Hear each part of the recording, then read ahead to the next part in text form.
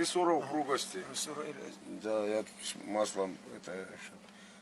Слышишь, вот это считается, это топорная заточка или сабельная? Ну как по-другому назвать? Вот когда с двух сторон. Мечевая или как называется? Ну, это называется мечевая, но главное свойство кинжала это уколоть. У чеченцев запрещено было колоть, они только рубили, огромными вот такими. Есть, да, у них кинжал большой. Огромный, Да. как меч. На Кавказе Это рубящий самый кинжал. большой кинжал это ингушский. Да? Вот один боевой клинок до метра доходит. Ингушские мастера делали.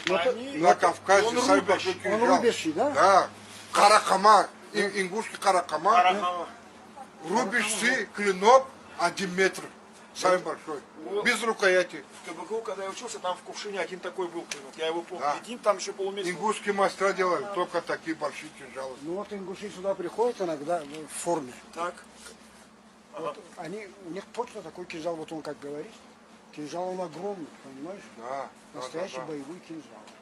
И они тоже говорят, что это кинжал рубящий. Это старый меч, который потом превратился в кинжал, но они укорачивать не захотели. Абсолютно верно, как меч. Как меч. Да. Ну не Вот зря там вот такой поговорка. огромный кинжал. Ингуш с ножом страшнее танка.